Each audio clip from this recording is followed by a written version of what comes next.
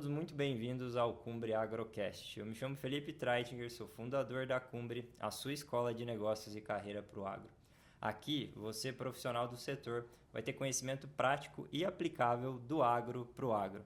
É isso mesmo, em todo episódio a gente vai trazer um especialista sobre o tema abordado para trazer um conhecimento que realmente faça diferença na tua vida e na tua carreira. Nós vamos falar sobre marketing, vendas, estratégia, finanças, gestão de pessoas, de negócios, tendências, tecnologia, desenvolvimento pessoal, profissional, tudo isso e muito mais. Antes da gente começar esse episódio, eu quero fazer um pedido para você que nos escuta e nos assiste pelo YouTube. Primeiro, para deixar o like nesse vídeo, e segundo, se você ainda não é inscrito, para se inscrever no nosso canal. Quem nos assiste no Spotify, para deixar 5 estrelas aqui no nosso podcast e também ativar as notificações para você ser o primeiro a saber quando novos episódios forem lançados. Dito isso, pessoal, um ponto extra, tá? Quem gostar desse episódio, por favor, compartilhe, tá? Compartilhe com profissionais do setor para que essa informação chegue para mais pessoas, tá? Dito isso, pessoal, agora sim, vamos para o nosso tema do episódio, tá?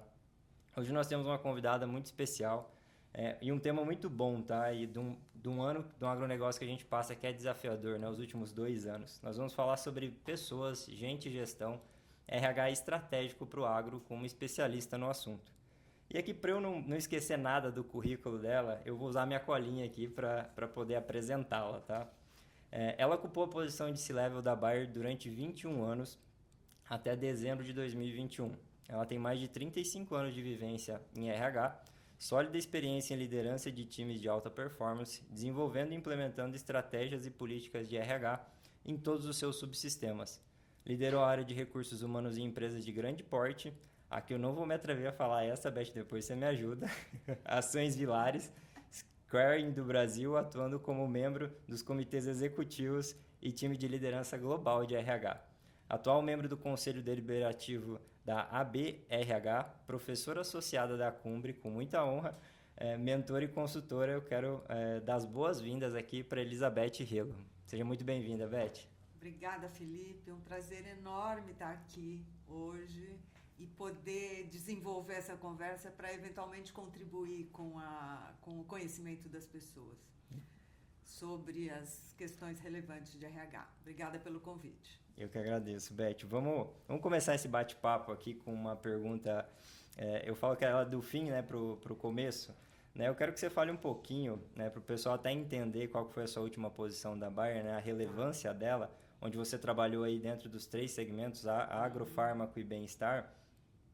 De quantas pessoas a gente está falando, pensando na pasta de RH que você liderou, né, nesses 21 anos, né, com quantas pessoas você era responsável, tá, em relação a recursos humanos? Tá.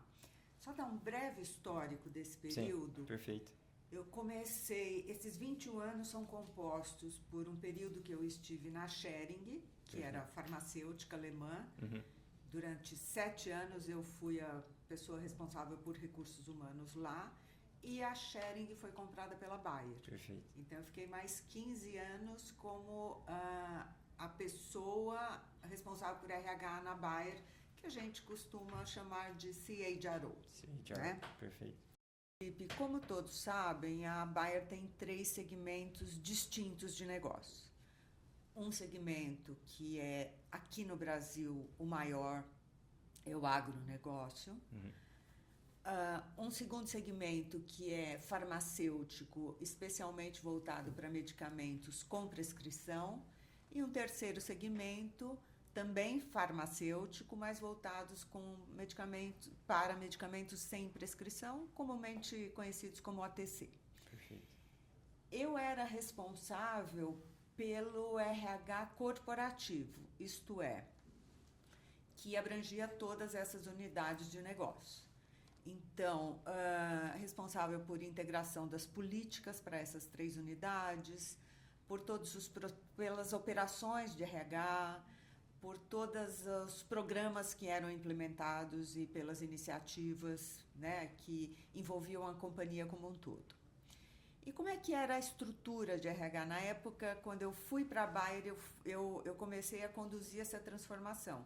A gente tinha pessoas alocadas nos negócios, que eram os business partners de RH, tínhamos pessoas, e tem até hoje, é uma estrutura um pouco diferente, mas eu tinha pessoas que tratavam das políticas e da elaboração das iniciativas, como, por exemplo, programas de desenvolvimento de líderes, programas de diversidade e inclusão, e o pessoal de operações de RH, que era toda a parte transacional de recursos humanos. Então, as três partes igualmente importantes. Eu cheguei a ter nessas estruturas aproximadamente 100 pessoas. Eu me lembro de um número cabalístico, assim, 102 pessoas. Mas depois, com várias reorganizações que a empresa passou e que a área passou, esse número foi se adaptando a uma nova realidade. Então, eu acho que até 2021, quando eu saí de lá, a gente tinha aproximadamente 70 pessoas. Perfeito. Isso só no RH, né? Isso só no RH. Pensando em tamanho de companhia, onde o RH ele trabalha ali com todas as pessoas, quantas pessoas eram? Você consegue se recordar? Sim. Também foi ajustando. Se adaptando ao longo do tempo, porque a Bayer passou por várias integrações. Perfeito. Né? Então, tínhamos, num período, 5.000 pessoas e quando eu saí, era algo em torno de 3.000, 4.000 pessoas. É bastante então, gente para cuidar. Uma estrutura grande e bastante dinâmica. Eu imagino. Né? Não, muito legal, Beth. Obrigado por trazer esse contexto para o pessoal. E até para a gente evoluindo aqui na nossa conversa, você comentou, né, que a sua última posição foi durante 15 anos, né, como C-Level de RH da Bayer, e você passou por uma fusão, né, por uma compra, aliás, né, da Monsanto, que na época são duas gigantes, né, eram duas gigantes, e eu imagino os desafios que foi fazer essa integração, né, desse M&A, né, um dos maiores da história, aí, pensando no agro a nível mundial. E eu queria que você trouxesse um pouquinho de como é que foi essa experiência, porque hoje no agro a gente vive muito, né, em até pequenas ou médias empresas, né, a gente vê essa consolidação da distribuição principalmente, e eu acredito que os desafios em maior ou menor grau sejam os mesmos, né, de uma grande empresa para uma pequena. Como é que você poderia, trazendo a tua experiência em relação ao que você viveu, como é que você poderia ajudar o pessoal de RH e também lideranças de maneira geral, né, a enfrentar esses desafios? Talvez algumas dicas práticas, né? Como a Cumbri é bem prática, para o pessoal poder aproveitar desse teu conhecimento, dessa tua vivência. Legal. Esse, de fato, é um tema que me apaixona. E eu posso dizer o seguinte, dentre outras temáticas que eu trabalhei, este é um dos temas mais enriquecedores do ponto de vista de vivência profissional. Porque você tem a oportunidade de acompanhar a construção de uma nova empresa. Porque Perfeito. Quando você tem a integração, você, na verdade, está ali com uma nova empresa que está sendo criada. Então, eu diria o seguinte, acho que, primeiro, tem vários desafios. Desafios do negócio em si. Então, por exemplo, as questões financeiras, as questões de custos, a complexidade do negócio, questões regulatórias. Então, tudo aquilo que envolve, de fato, uma transação, seja ela de que tamanho for, não é? No caso da Bayer com a Monsanto, era gigantesca. E assim como eu acompanhei também a compra, passei pelo mesmo processo quando a Bayer comprou a Schering. Perfeito. Então, assim, além desses desafios que são bastante importantes, que eu chamaria de desafios objetivos financeiros, acho que tem algumas questões bastante relevantes que são desafiadoras, como, por exemplo, comunicação, né? A falta de comunicação clara e consistente num processo como esse, eu acho que ela se constitui numa barreira assim, bastante importante para o engajamento das pessoas, que, no fundo, é algo que é fundamental para o sucesso de qualquer transação. Então, a questão de comunicação e a questão cultural, para mim, são absolutamente relevantes para o sucesso de qualquer transação. Então, acho que quando a gente parte agora para olhar, tá bom, esses são os desafios, e o que a gente faz com esses desafios, né? óbvio que nas situações que nós conduzimos na Bayer, a gente tinha equipes, times e líderes bastante focados em determinadas áreas que envolviam essa transação. Né? No que diz respeito à minha responsabilidade, que era basicamente recursos humanos dentro desta transação, a gente trabalhou muito em conjunto com a área de comunicação, então comunicação clara, consistente, onde você não deve ter medo de dizer isto eu não sei, isto eu não posso dizer nesse momento porque ainda é confidencial, e o que eu consigo, então, mas vocês fiquem tranquilos, acho que você falou de dicas, essa é uma dica. Tudo que eu puder compartilhar, eu vou compartilhar.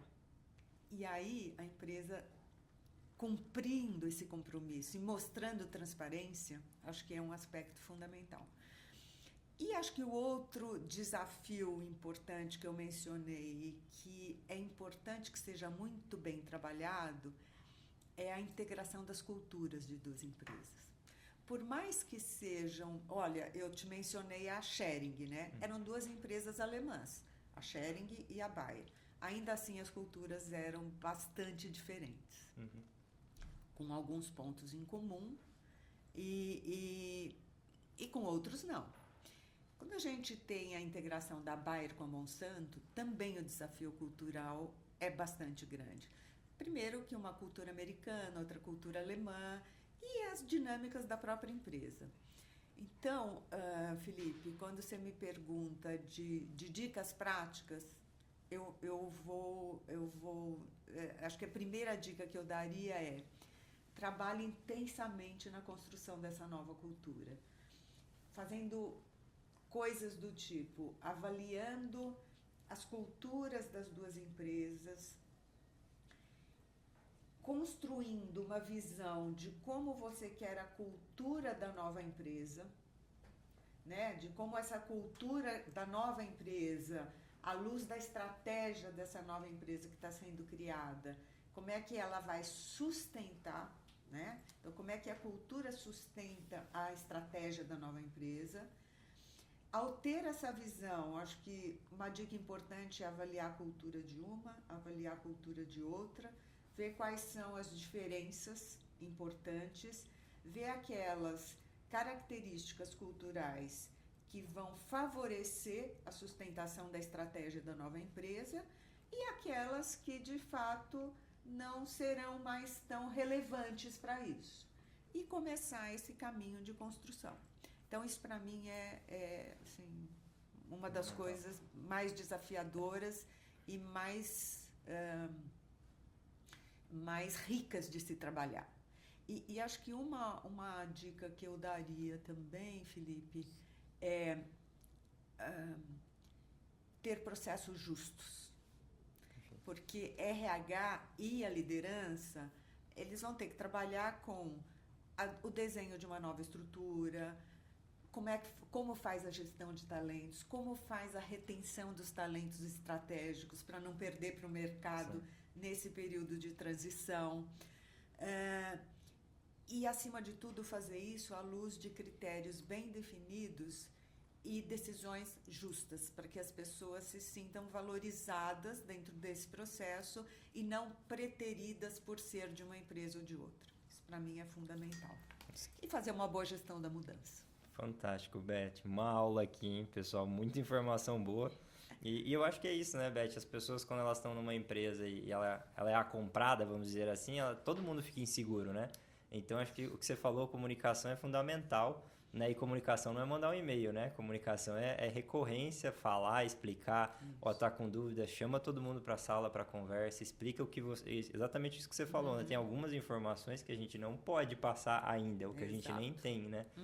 Mas eu acho que quando a gente fala de pessoas, né? É valorizar as pessoas, independente de qualquer coisa. Isso é valorizar as pessoas, né? Ter um processo claro, como você falou, trabalhar, entender qual que é a nova cultura da empresa, né? Fundamental, porque são culturas distintas, né? O que que converge, o que vai ser essa nova cultura. Talvez algumas pessoas que estão lá, né, estavam nessa empresa anterior, a comprada, vamos dizer assim, talvez não se adapte à nova cultura, e tá tudo bem também, Claro. né? Tem que ser transparente e falar, meu, esse aqui não é mais o meu lugar, né? E que essa pessoa consiga buscar outra coisa também, outra posição e outra empresa, né? E sempre tem, acho que só mais um comentário que eu acho bastante relevante, que é a gestão da mudança, tem exatamente isso que você falou. Você tem uma curva onde algumas pessoas não vão conseguir se adaptar, onde outras, num primeiro momento, ficam numa zona neutra, vou esperar para ver o que vai acontecer, e depois vão se integrando ao novo modelo, e aquelas que já são os agentes de mudança. Perfeito. Né? E para uma boa mudança acontecer, eu gosto muito de uma frase do Kotter, que é um cara que fala muito de gestão de mudança, que é: a mudança acontece não quando você faz as pessoas pensarem de forma diferente. A mudança acontece principalmente quando você faz as pessoas sentirem de forma diferente. Então, para mim, é trabalhar toda aquela parte objetiva, pragmática e matemática e financeira, que são as mentes, eu enquadro dessa forma, e trabalhar os corações. Perfeito. Que são as pessoas e que vão fazer acontecer. Porque no fim das contas você tem um negócio, mas lembra que são as pessoas que fazem o negócio, né? Então todo mundo não, mas algumas pessoas estão olhando para os números, né? Onde a gente corta, como é que a gente agrega, mas tem que ter alguém, né? Algumas pessoas olhando como é que as pessoas estão se sentindo, né? Com tudo isso, porque o negócio não pode parar, né? E numa dessa, uma compra pode acabar sendo uma brecha talvez para um concorrente se desenvolver se você não tem as estruturas prontas, né? Como você falou, os processos para que isso aconteça de uma maneira o mais natural possível, né, Beth? Eu acho que essa é a minha percepção, né? Base do que você trouxe aqui também. É isso. Mas muito bom, muito bom. Obrigado pela resposta aqui, pela aula sobre M&As, né? Os pontos aqui, pessoal, anotaram isso aqui, né? Eu anotei, viu? Comunicação constante, cultura, estratégia, processos justos e critérios bem definidos, tá? Beth, eu vou ir para uma outra seara agora aqui de pergunta, que é um tema muito quente, né? Um tema que hoje nos últimos anos, e acho que principalmente nos últimos 2, 3, né? O pessoal tem falado muito, né? Em qualquer âmbito, né? Mas o RH trazendo para o nosso bate-papo aqui sobre inteligência artificial, tá? Como é que você vê hoje o impacto que a inteligência artificial tem tido no recrutamento e seleção dentro do agronegócio? Em que situações você vê que isso é benéfico, utilizar dela para fazer uma seleção, enfim? Em que momentos algumas coisas são únicas do ser humano, né? E que a gente não pode perder isso. Eu queria que você falasse um pouco sobre isso, porque talvez algumas empresas falem, vamos botar para IA fazer tudo, vamos pegar a currícula, ela vai selecionar. E tem muita gente boa que acaba ficando nesses critérios de análise aí. Tem algumas plataformas, né, que já tem isso, que usam disso. É um tema meio polêmico, mas eu quero escutar um pouco da tua opinião sobre. Tá. Então vamos lá, olha, primeiro, eu acho que é uma tecnologia valiosíssima. Então não tem como negar, né? E é valiosa por vários aspectos que eu posso te mencionar. E por outro lado, como toda e qualquer tecnologia, acho que o segredo é como você usa. Bom senso. Isso, né? Como você equilibra isso. Então, assim, eu vejo que traz muitas vantagens, Felipe. Por exemplo, eficiência e agilidade, né? Você, antes de você ter essa tecnologia, imagina quantos... Eu comecei minha carreira em recrutamento e seleção. Então, eu pegava os currículos no papel e analisava centenas de currículos para ver se se adequavam ao perfil. Hoje, você tem um processo de trainees, por exemplo, onde você tem 20 mil inscritos. Então, é uma coisa altamente volumosa. Então, primeiro, assim, ele consegue te trazer uma leitura objetiva, né, dos critérios que você definiu, os currículos que mais se adequam e a questão de tempo, né, o tempo de resposta minimize muito. Então, isso é extremamente positivo. Acho que ele pode te trazer uma predição de sucesso dos candidatos, à luz, né, do teu histórico e do quanto você teve sucesso com candidatos daquele perfil para aquela posição. Acho que traz isso de maneira bastante assertiva. Acho que outra coisa e aí eu vou fazer o contraponto, tá? Por um lado ele traz, ele pode eliminar vieses. Perfeito. Então, ele te traz candidatos com um perfil independente de qualquer preconceito, de absolutamente nenhum dado que não seja aquele que está estritamente no currículo. Então, isso é ótimo porque pode ajudar a promover a diversidade. Vou fazer o contraponto disso. Esse mesmo aspecto, se você treina a sua ferramenta, ou se ela está treinada num histórico, por exemplo, onde você não tinha para aquela posição, ou você não tem candidatos com uma determinada formação de faculdades XYZ, e lá você poderia encontrar uma população mais diversa, essa tua tecnologia pode perpetuar os mesmos vieses. Sim. Então, tudo depende de como você treina a ferramenta. Então, e aí qual que é o componente que é o grande diferencial, na minha opinião? É aquilo que eu falei no início, é como você usa a ferramenta, né? É como você põe a dose de humanização em algo que é extremamente tecnológico e mecânico. Então, sim, é bastante valiosa, sim, ajuda na agilidade, na eficiência, na correção de vieses, porém, se não for bem treinada, se os históricos contêm vieses, o grande risco é perpetuar isso. Perfeito. Então, agora, cada vez mais empresas vêm adotando, e não só grandes empresas menores também. Eu acho que isso vem aumentando exatamente pelos aspectos positivos. Perfeito. Não, muito legal isso que você comentou, porque realmente, né, se você tem uma base de dados que ela já é enviesada, quando você puxar lá, ela vai trazer exatamente o mesmo perfil, né? Exatamente. E aquela coisa, né, Beth, é que no agro a gente tem muito disso, né, ainda tem, né, a gente está mudando com os anos, né, base a minha percepção, né, contratar agrônomos para o campo. Hoje já tem outras profissões que já estão também lá atendendo o produtor. Isso. A gente sabe que essa parte técnica ela é muito forte, né, a maioria continua sendo, né, mas em outros setores, eu acho que em outras áreas a gente tem visto mais diversidade, né, em relação, eu nem falo só de etnia, de cor, raça, nada do tipo, mas também profissão, né, acho que diversidade é diversidade cognitiva, né, independente de cor, inclusive a gente fala isso muito dentro de uma proposta nossa, né, de formação, dessa diversidade cognitiva, né, que é o principal, eu acho que tem que... Diversidade de ideias, exatamente, de formações acadêmicas, de vivências, de tudo, né?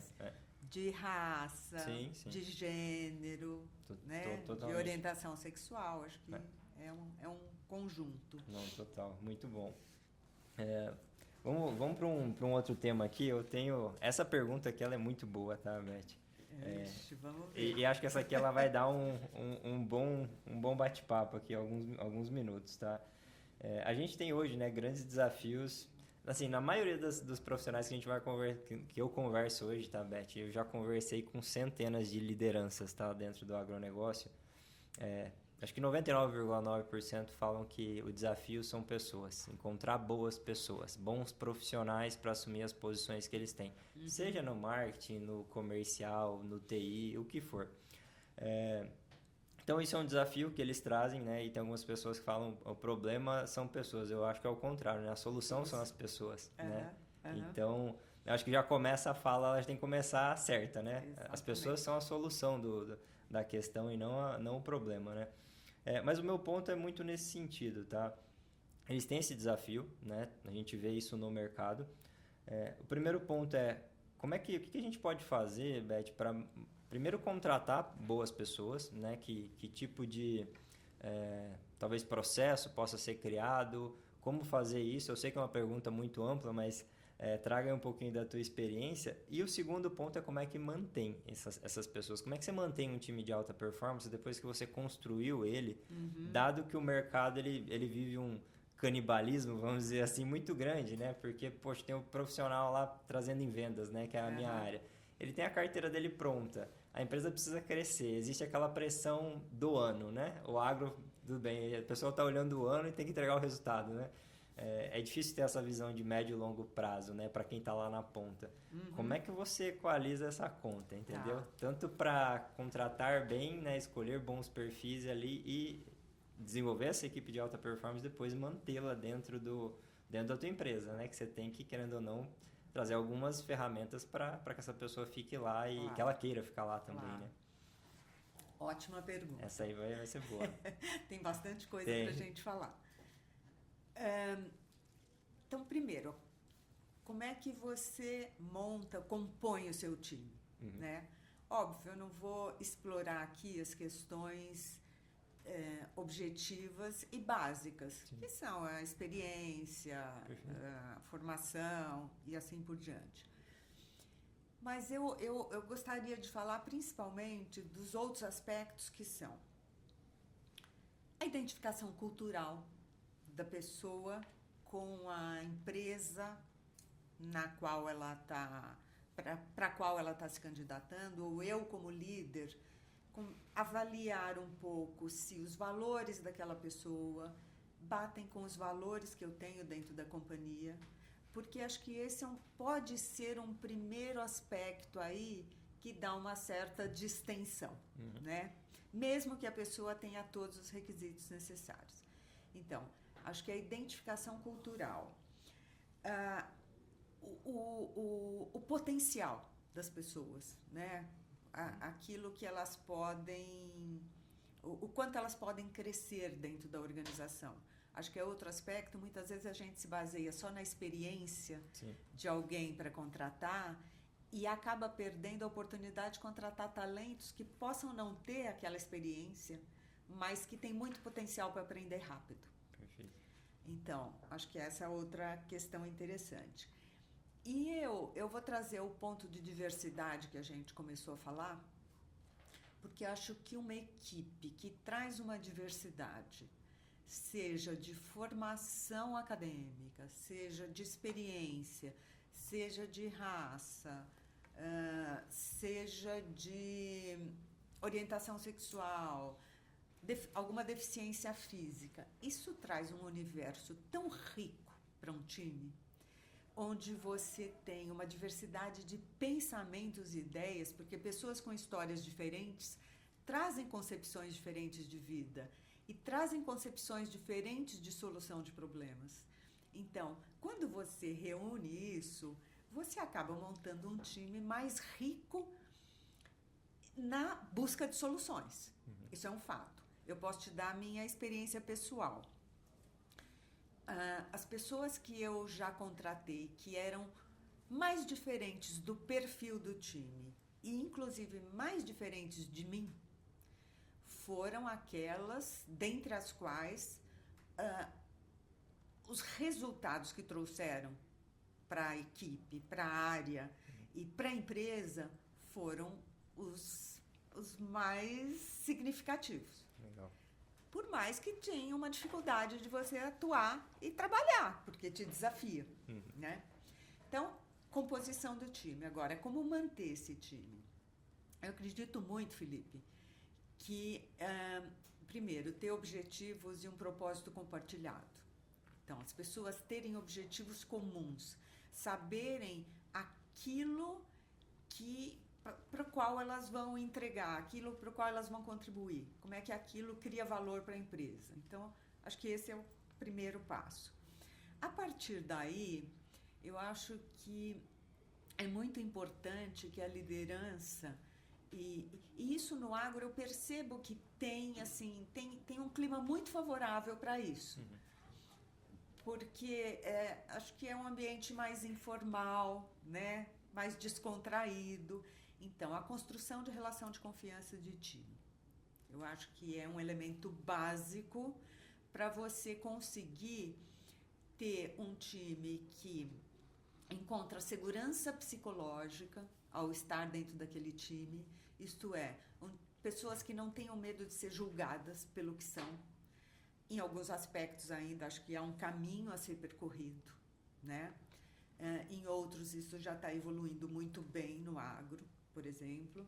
Então, eu acho que segurança psicológica, o time construir uma rede de apoio entre si. Então, tem objetivos compartilhados, tem confiança, construa uma rede de apoio. E, além disso, eu acho que quando você investe no desenvolvimento contínuo do time,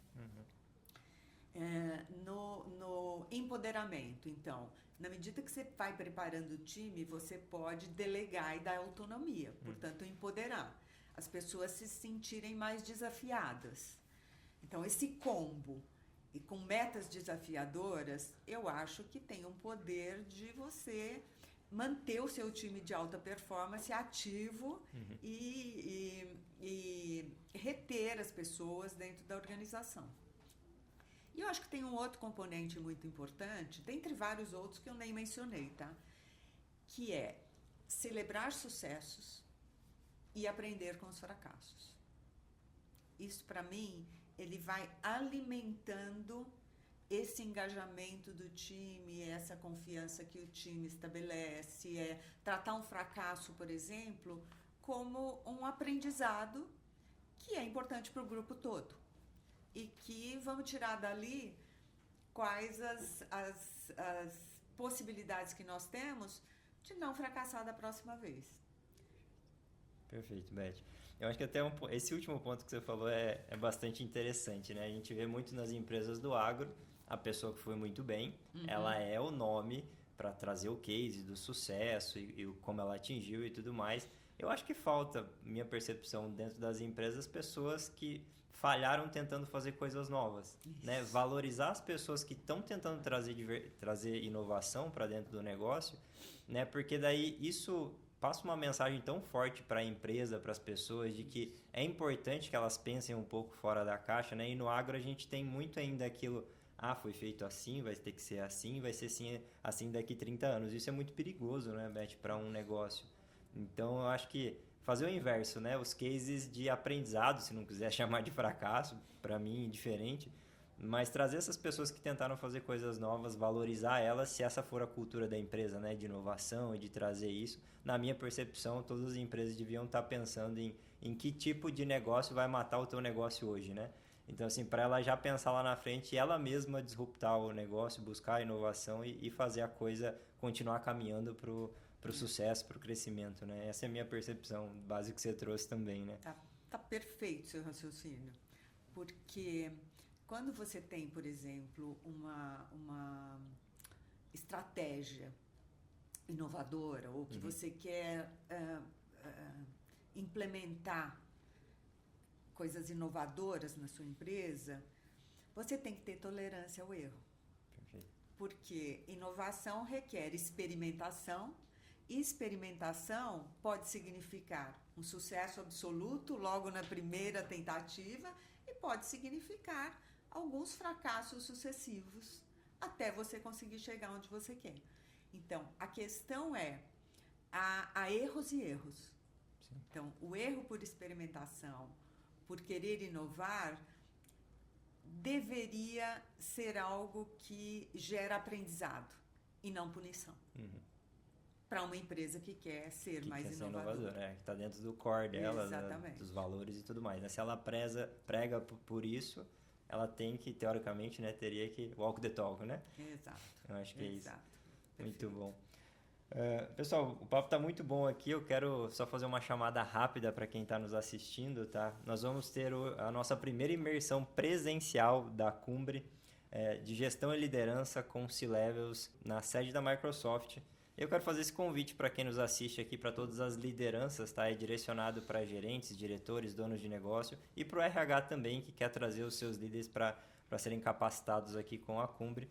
Essa é a nossa primeira imersão presencial e fica aqui meu convite, o QR Code está aqui na tela, para você fazer seu pré-cadastro. E a nossa equipe vai entrar em contato com você para uma posterior apresentação, entender teu perfil e se faz ou não sentido para você neste momento, tá? Fica aqui meu convite a todos que nos escutam e nos assistem. Quem está só nos escutando aí pelo Spotify, o link vai estar na descrição também para quem quiser fazer esse pré-cadastro, tá? Muito bem, Beth, vamos avançar então aqui em relação ao nosso bate-papo. Muito bom. Eu, na verdade, quero pegar um gancho, tá, do que você falou aqui. Eu vou fazendo umas anotações, eu vou aprendendo contigo também, tá? Você falou sobre experiência, potencial e diversidade ali na nossa na pergunta anterior, né? De como, e a minha pergunta é muito direcionada, né? Você falou de trazer os talentos, né? Escolher os talentos não só pela experiência, né? Contextualizando o potencial e também trazer diversidade para a equipe. Você tem algumas perguntas-chave que o RH possa fazer para identificar potencial, né? Aquela pessoa que não tem experiência, mas tem potencial, algumas realmente perguntas, talvez durante a conversa, durante uma entrevista, que possa ajudar esse profissional de RH, essa liderança que está contratando a ter este perfil de profissional dentro da equipe dele?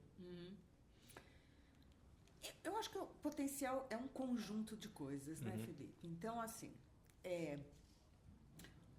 a gente costuma fazer uma separação entre desempenho e potencial, mas o desempenho pode dar uma predição deste potencial quando você analisa o histórico de crescimento das pessoas. Acho que esse é um aspecto. O outro aspecto que eu acho que pode ajudar a definir o potencial é, assim, quais as aspirações, as ambições e como a pessoa vem cumprindo estas ambições ou essas aspirações. E, principalmente, na minha opinião, é a agilidade de aprendizagem. Então, quando você observa... A gente acabou de falar de aprender com os fracassos, né?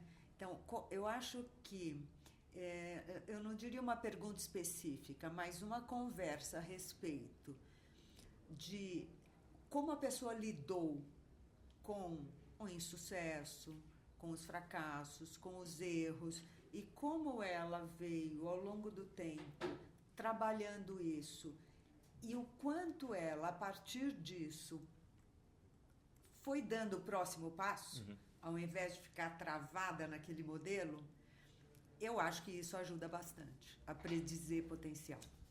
Muito bom. Não, e a pergunta próxima aqui, Beth, obrigado pela resposta, ela é bem direcionada para isso, né? Eu acredito que você já até respondeu ela, vamos ver se tem mais alguma coisa, né?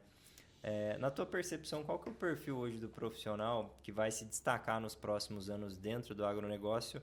Então, vamos tirar, além de agilidade de aprendizagem, que foi o que você trouxe aqui na resposta anterior, e se tem alguma que, se esse profissional não tiver, talvez daqui a alguns anos ele esteja defasado ou fora de competição ali mesmo dentro do nosso setor. Você tem alguma que você pode trazer? Algumas?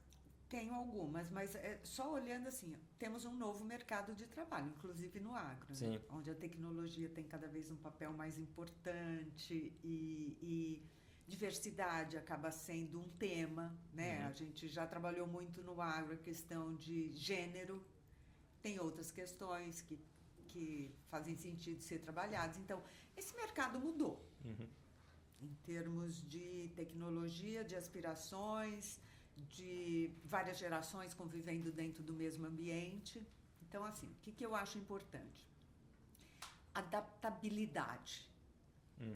E que é a capacidade de você ir aprender e se adaptando a novas situações, a novas tecnologias, a resiliência para você poder, por exemplo, superar os obstáculos de uma forma produtiva. Eu acho que a mentalidade digital, né, você começar a se conectar com essa questão de análise de dados, dos benefícios que isso traz. Então, ter um mindset um pouco, começar a desenvolver isso, né? Porque não tem outra saída.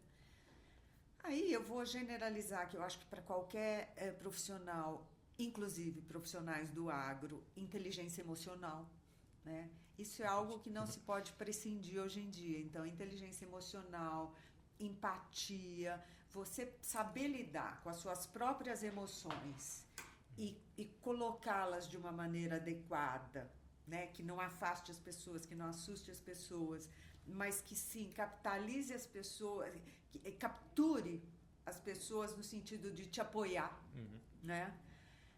Você não ter medo de mostrar vulnerabilidades. Então, inteligência emocional como um todo, né?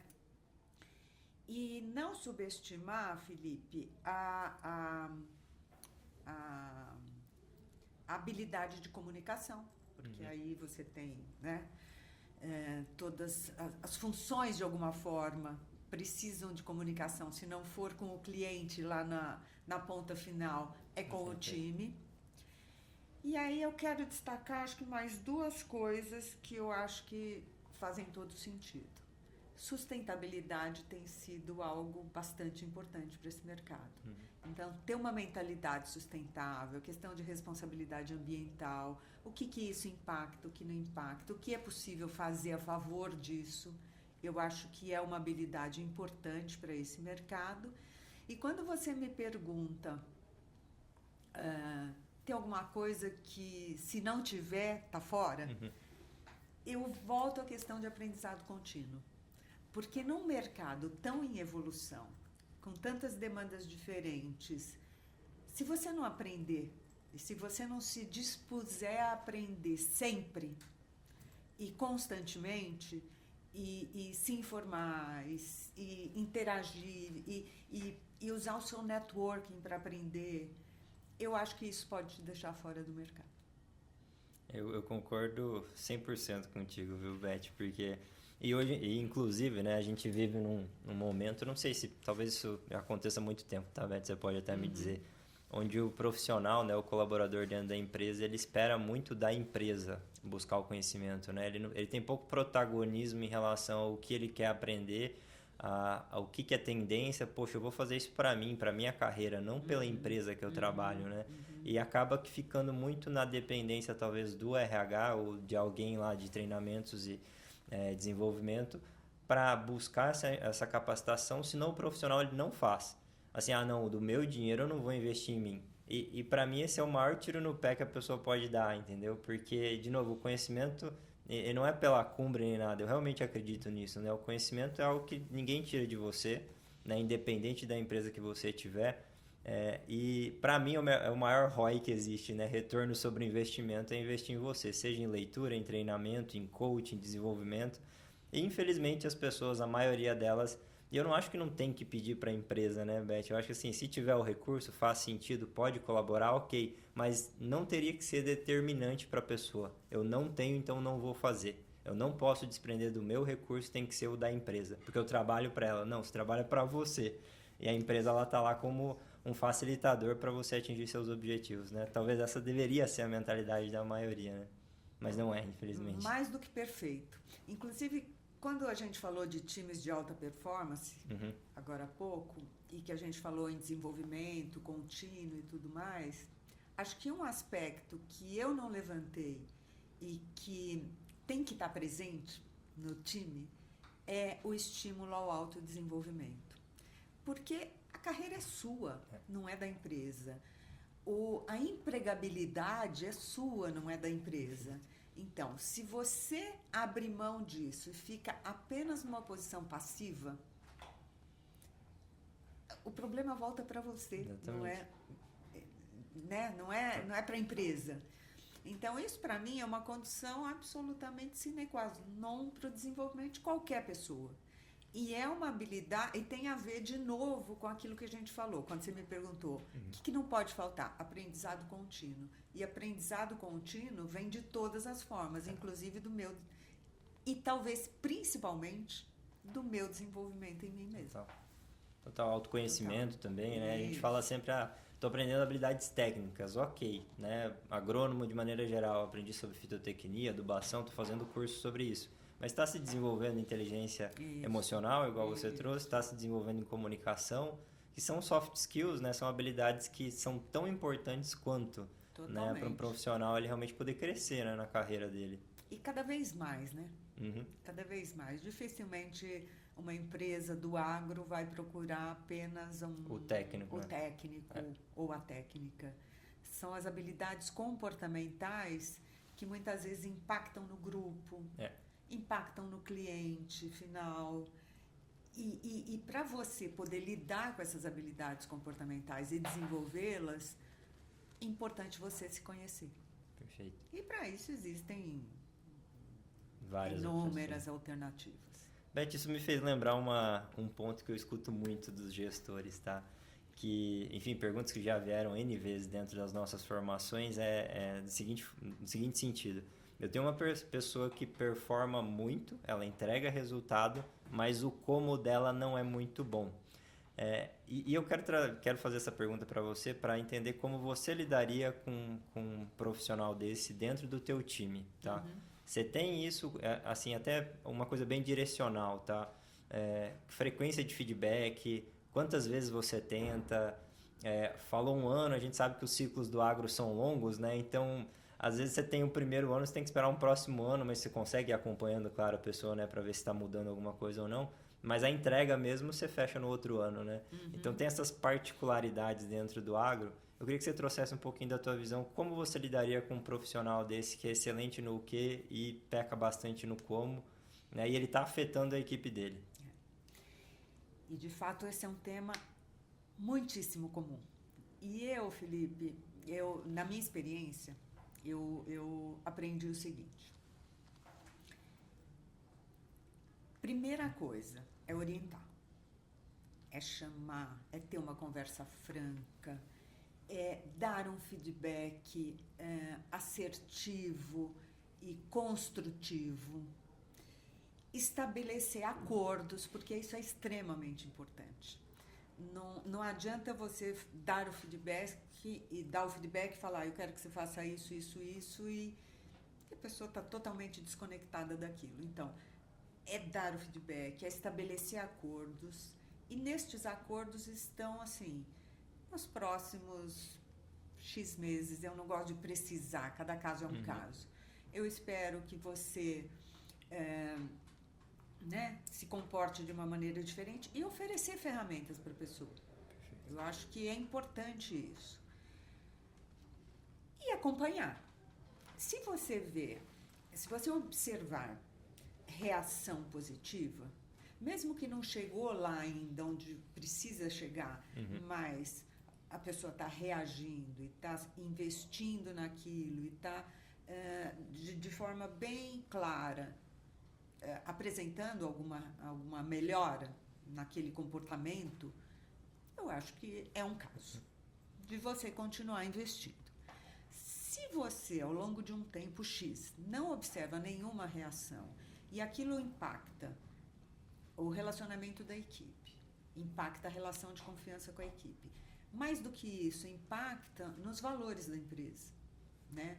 Então, se a empresa tem determinados valores, que essa pessoa tem comportamentos não aderentes a esses valores, você começa a não fazer cumprir aquilo que é a sustentação da estratégia da empresa, que é a cultura. Né? Então, quando você descola o que do como, se corre esses riscos. E quando isso tem um impacto muito grande na cultura e nas relações, e a pessoa não responde, aí eu acho que é falta de afinidade cultural e é difícil conviver. Então, eu acho que não... Por melhor que seja tecnicamente, o rastro que deixa não costuma valer a pena. Não vale a pena, né? Você teria um acompanhamento? Como que você faria esse acompanhamento, Beth? Assim, com que frequência? Para você ter essa avaliação, até para ajudar o pessoal que está aqui, talvez uma liderança, o RH, poder passar essa informação até para o líder, né? Falar, olha, a gente tem esse caso, como é que a gente trata isso? Se acompanha, né? Dá um direcionamento para a pessoa. Sem receita de bolo, né? Mas boas práticas aqui você conseguiria trazer para o pessoal? Eu acho que sim. Eu acho que boas práticas nesse aspecto são, primeiro, estabelecer algumas algumas iniciativas para que aquela pessoa tenha bastante informação sobre o impacto que ela está causando no grupo. Então, para isso a pessoa tem que ter abertura, mas, olha, eu vou te ajudar, vamos ter uma avaliação 360, vamos fazer uma conversa com o time de forma produtiva, uma conversa conduzida, o feedback do líder, feedback de pares. Então, esse é o primeiro aspecto. A partir daí, estabelecer um período. Eu gosto de um acompanhamento, é uma questão muito pessoal, que não ultrapasse 3 meses. Então, Então, vamos lá, são 2 coisas. Se for um acompanhamento regular, a cada 3 meses, no máximo, sentar, conversar, dar o feedback, ver como que as coisas estão indo.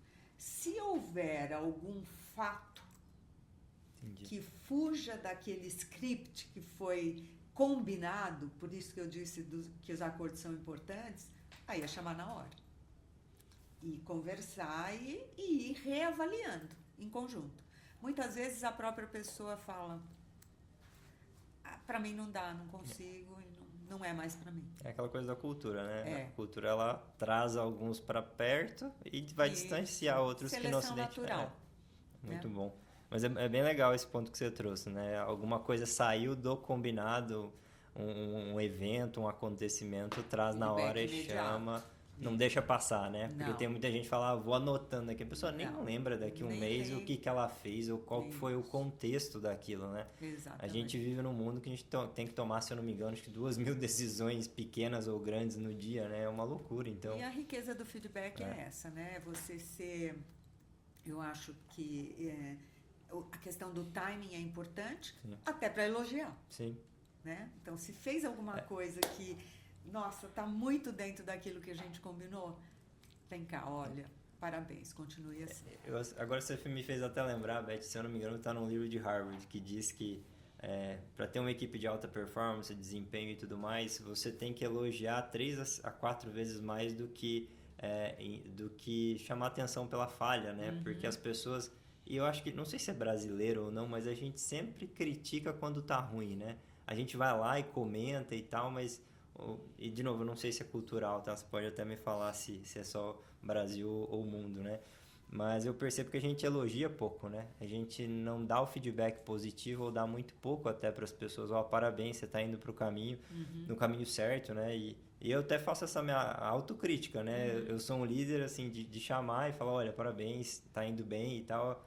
Então, acho que falta um pouco disso. Não sei se você percebe isso também, que a gente peca, talvez, por elogiar. E elogiar seria um dos caminhos até para motivar mais a pessoa e falar, olha, é isso mesmo, entendeu? Você tem razão, porque tanto que as empresas cada vez mais estão reforçando, assim, a importância da celebração dos sucessos, a importância de você ter reconhecer, seja esforço, seja resultado. Então, é como quando você está educando uma criança, né, Sim. Felipe? Que é importante ela saber aquilo que ela está fazendo certo, porque aquilo reforça o comportamento. Então, sim, é absolutamente importante e não é tão praticado. Né? Não é uma percepção minha, realmente acontece. Não, acontece. Na maioria dos casos, você deu errado, vou lá falar com ele, mas deu certo. Não fez mais que obrigação. Nenhuma palavra de óbvio, depende de líder para líder, sim. Mas é uma realidade. Perfeito. Não, muito bom. E, Beth, agora pensando um pouquinho agora no RH, específico para profissionais do RH, vamos trazer umas boas informações aqui para eles também, né? Pensando neles, como é que esses profissionais hoje podem, de fato, ser mais estratégicos, né? Que é o nosso tema aqui do bate-papo, estamos falando bastante de pessoas, gestão, mas pensando em RH estratégico, que é realmente aquele RH super alinhado com a estratégia da empresa, a cultura e tudo mais, como é que eles podem fazer isso e realmente se tornarem mais relevantes para a organização, né? Algumas boas práticas, de novo, algo que você já experienciou e falou, poxa, isso aqui fez muita diferença, né? E até entender, talvez do outro lado, como é que a liderança, a alta liderança, o que ela precisa fazer para dar abertura para que isso aconteça, né? Eu acho que é sempre aquela coisa, né, Beth? Não é só uma pessoa que vai fazer a coisa acontecer, você precisa ter a abertura de quem toma a decisão também, para que isso seja construído em conjunto, né? E para aquelas... eu já escutei isso, ainda escuto, né, de profissionais talvez de outras áreas, isso aí é conversa de RH. Né? E de novo, isso me soa muito falta de alinhamento, a pessoa não está sendo estratégica com o alinhamento do RH. Como é que você alinha essas coisas para que a empresa possa se beneficiar como um todo disso, né? Os departamentos trabalhando em conjunto. Felipe, eu posso te dizer que esse é um dilema que acho que desde o início da minha carreira eu ouço, né? Perfeito. Um RH mais operacional, um RH mais estratégico, o que é isso? E muitas vezes fica muito no discurso. Sim. Né? Então, os RH sentem dificuldade mesmo, não sabe, às vezes, muito bem por onde começar. Perfeito. Então, eu diria assim, primeiro, o RH está próximo da liderança da empresa. Então, tem que estabelecer uma conexão, porque essa conexão vai ajudar muito nesse aspecto. E estar próximo é estabelecer uma relação de confiança com os líderes, né? De forma que os líderes olhem para o RH e falem, eles podem me apoiar nas minhas questões estratégicas com pessoas. Para quê? Para eu atingir o resultado. Então, essa conexão de você ter um RH parceiro do negócio, próximo do negócio, e que entenda os desafios e as necessidades, é o que faz toda a diferença. Mas como é que você consegue isso? Eu acho que, além de ter uma conexão, eu fiz isso muitas vezes. Posso participar da sua reunião de negócio? Eu fico lá como ouvinte, mas eu quero entender um pouquinho o que está acontecendo e como é que eu posso te ajudar mais. Ou, outra dica interessante é participar de um projeto. Por exemplo, um projeto de um lançamento de produto, se possível, em acordo, né, com as lideranças, mas isso te dá uma visão de negócio interessante e você... E não é só a visão de negócio, é você ir para um desafio como esse, tentando raciocinar assim, onde é que eu, RH, posso contribuir para esse lançamento desse produto ser bem sucedido, ao contratar uma pessoa mais aderente ao perfil, ao ajudar esse líder a fazer desse time um time de alta performance. Então, isso te dá mais elementos quando você entra um pouco mais no negócio. Eu particularmente, não vejo outra forma. Você tem que estar junto, tem que sentar.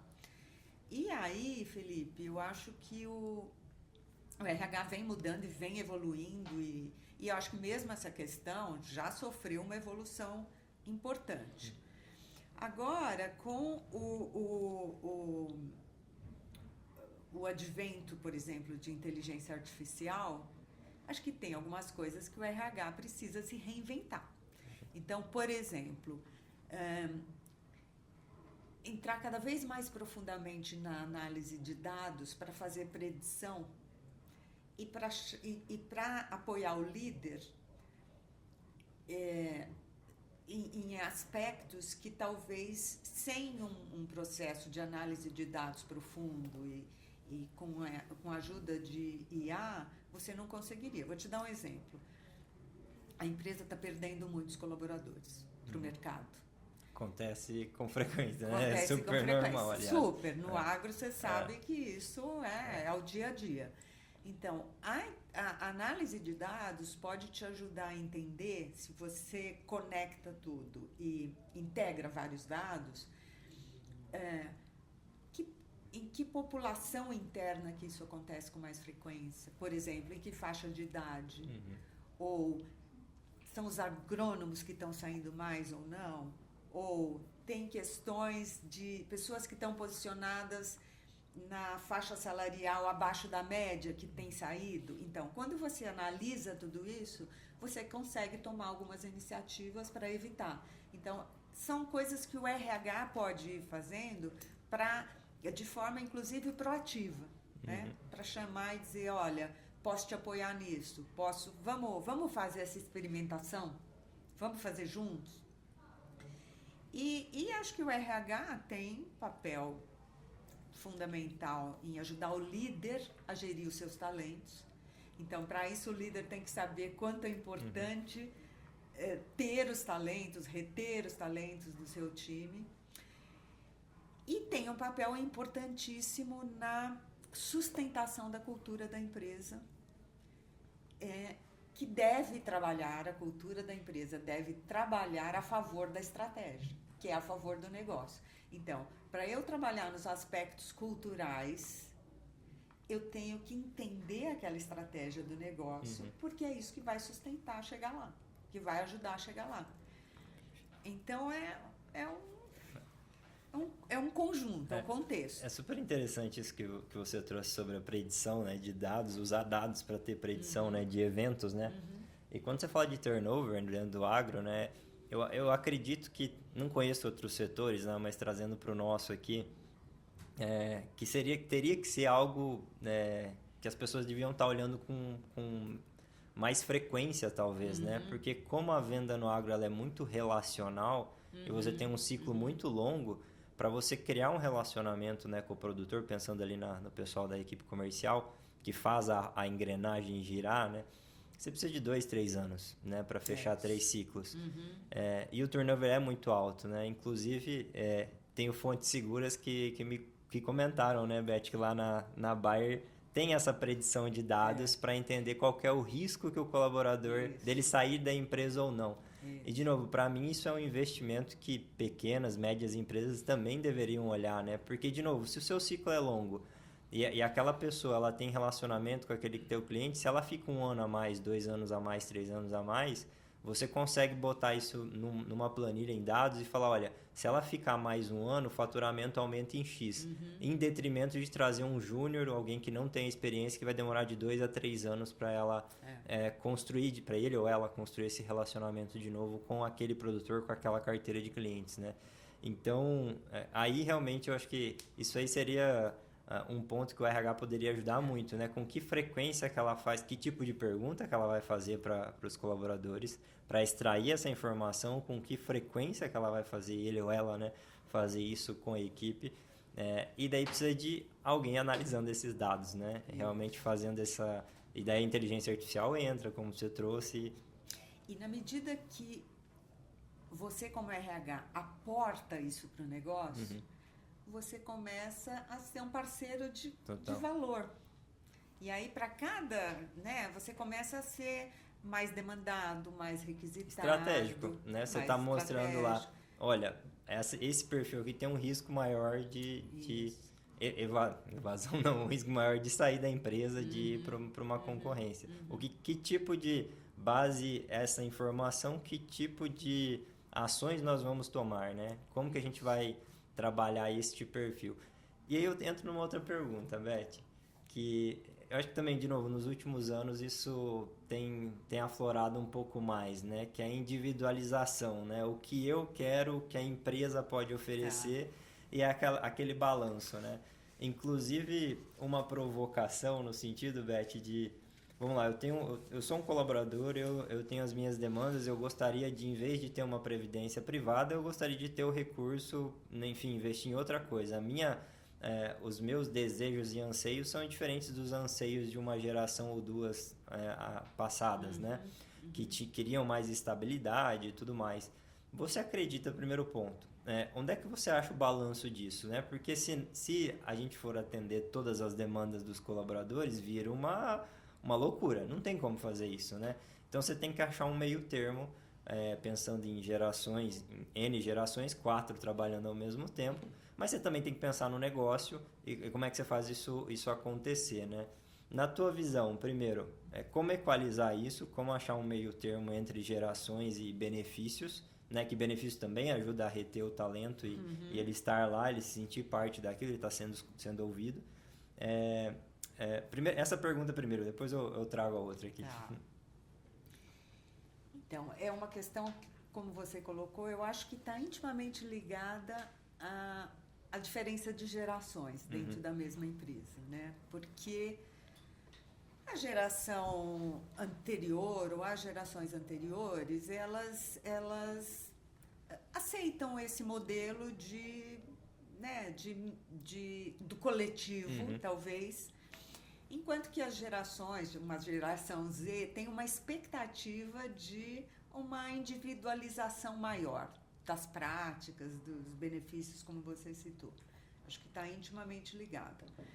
Agora, acho que tem duas coisas, Felipe. Por um lado, é importante, sim, um olhar mais sensível das empresas para essas questões, porque quer reter os talentos de todas as gerações, né? Então, talvez abrir canais de comunicação seja um caminho onde você pode imaginar, assim, quais são as expectativas, então, fazer pesquisas e assim por diante. Porém, acho que sendo realista, na minha visão, tá? Uma empresa grande dificilmente vai poder atender questões individuais. Sim. Tem empresas que têm modelo de benefícios flexíveis. Então, você tem lá uma cesta e cada um escolhe o que quer ter. Porém, tem algumas questões até de legislação, então a coisa fica um pouco complexa. Então, acho que assim, em alguns aspectos, ter a possibilidade de tratar o indivíduo como único, eu acho que faz todo sentido. Mas acho que são situações mais específicas. Eu estou mencionando empresas grandes. Você tem várias startups que têm esse modelo de individualização maior. Então, assim, não tem receita. Mas é mais complexo, a não ser que você tenha essa pasta de benefícios flexíveis. Foi uma época em que isso começou a aparecer como uma alternativa muito viável, muito interessante, mas eu não vi a adoção deste modelo de benefícios flexíveis por muitas empresas grandes, pela complexidade que o assunto tem. Eu imagino, né? Porque uma coisa é você lidar com 50 colaboradores, 100, outra coisa é com 3 mil, né? Exato. Se todo mundo quiser alguma coisa diferente, não tem como operacionalizar isso tudo, né? E nesse sentido, a segunda pergunta, Beth, você acha que as empresas... É que eu acho que, na verdade, você já respondeu um pouco, né? Em grandes empresas não tem como fazer isso de fato, né? Por mais que se queira, né? Eu ia perguntar para ti se você acredita que as empresas têm feito o trabalho delas nesse sentido de escuta, principalmente do colaborador, né? Talvez é muito nesse sentido a pergunta, não que necessariamente vai ser feito, mas se ela está escutando, se ela tem a frequência de conversas ou se muitas vezes acaba sendo muito top-down essa decisão de benefícios e de como vai funcionar isso para o colaborador, para aquele nível, né, de profissional, né? Esses são os benefícios e ponto, entendeu? Se existe esse diálogo em grandes empresas ou não. Eu acho que sim, Felipe. Tem? Olha, eu acho que um exemplo que a gente tem foi na pandemia. Não preciso nem mencionar todo o caos que foi para as pessoas, para as empresas, para tudo. E eu acho que a partir daí, quer dizer, algumas empresas já vinham fazendo, mas a partir daí se abriu uma perspectiva de estabelecer mais canais, de ouvir mais, de tentar acolher mais. Então, por exemplo, a partir daí as questões de saúde mental afloraram de maneira mais intensa. E as empresas foram muito sensíveis a isso, a ponto de oferecer apoios para as pessoas nas suas questões emocionais, que sempre houve dentro das grandes organizações, mas nunca com tanta intensidade. Então, foi a partir de ouvir as necessidades, de ter um olhar mais atento e falar, peraí, aqui nós precisamos melhorar. Então, talvez não tanto individualizar, mas essa política eu preciso melhorar, porque a partir dos casos individuais que chegam, eu estou vendo que isso passou a ser uma necessidade maior dentro da organização. E um olhar para o indivíduo que eu acho que vem se acentuando. Não sei se em forma de benefícios, mas em forma de acolhimento. Perfeito. Muito bom, Beth. Bom, o papo está muito bom, Beth, mas a gente precisa ir caminhando aqui para o final, até para não ficar um episódio muito longo. Tem um pessoal que está dirigindo, né? Já está chegando aí no destino, ou quem está fazendo academia, aquela horinha para aprender e treinar. Vamos para o nosso último bloco, na verdade é um mini bloco, tá, Beth? Chamado Bate-Bola com o Gestor com RH Agro, tá? Para a gente finalizar. Basicamente são perguntas diretas com respostas sucintas, tá? E são 4 aqui, 5 no máximo, tá? A primeira é, para você, o que define um grande profissional de RH? Basicamente, um interesse genuíno por pessoas, gostar de pessoas, ética e integridade, pelo nível de informações que você lida e que precisa lidar com muita maturidade, e acreditar no poder que as pessoas têm de transformar e de evoluir. Perfeito. Uma equipe de alta performance é feita de? É feita de propósitos comuns, crenças compartilhadas, relação de confiança, acordos estabelecidos e respeito ao outro pelo direito de cada um ser o que é. Muito bom. Quais foram os 3... Essa aqui é complicada, hein? Quais são os 3 maiores aprendizados de carreira ao longo desses mais de 35 anos de RH? 3. Acho que, primeiro, trabalhar com diversidade e inclusão me fez uma pessoa melhor, além de um profissional com mais conhecimento, mas me fez essencialmente uma pessoa melhor.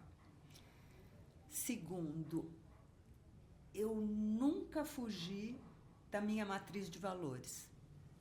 E isso me guiou durante toda a vida profissional. E terceiro, uma coisa que para mim assim, é um farol e que eu uso até hoje, independentemente do estágio de carreira que eu tô, é aprender sempre. Aprender, desaprender, reaprender sempre. Muito bom. Qual que é o livro de maior impacto que você já leu na tua carreira, Beth? Algum que você lembre? Acho que eu vou mencionar 2 rapidamente. E assim, um que me orientou a uma transformação na área de recursos humanos que a gente fez na Bayer globalmente, mas que me orientou muito, que é o HR Transformation, do Dave Urich, que mudou a forma, a gente estava falando do papel de RH, mudou a forma de enxergar RH nas organizações. E o outro que me ajudou muito na forma de enxergar um novo modelo de desenvolvimento de líderes foi o Pipeline de Liderança do Rancharan. Perfeito. Muito citado esse livro pelos nossos outros professores também. Ah, viu, também? Beth? Muito legal. Pura muito coincidência. Bom. Ótimo, Beth. Finalizamos aqui nosso episódio, tá? Eu quero te agradecer imensamente pela presença. Obrigado pelo bate-papo, pelos aprendizados também, de verdade. Fiz aqui várias anotações, aprendi demais com você. Espero que o pessoal também tenha aprendido, tá, Beth? E com certeza aprenderam, tá? E aqui eu quero deixar aberto também para caso você queira compartilhar as suas redes sociais, como o pessoal pode te encontrar, ou se quiser deixar um recado para eles também, fica super à vontade, o podcast está aqui com você. Obrigada, Felipe, pelo convite, foi uma delícia esse bate-papo e eu gostaria de dizer que vai criar muito valor para qualquer profissional do agro, de recursos humanos, acompanhar o trabalho da Cumbre, que tem sido de muito valor para qualquer área de atuação do agro. Parabéns. Obrigado, Beth. É isso, pessoal. Quem não nos segue ainda nas nossas redes sociais, Instagram é cumbre.agro, cumbreagro, LinkedIn cumbre.agro. Quem ainda não ativou as notificações, ativa aqui no Spotify, segue a gente no YouTube e não esquece de compartilhar com todos os profissionais que possam se beneficiar desse super bate-papo, essa aula aqui com a Beth. Obrigado, gente. Até a próxima. Tchau. Tchau.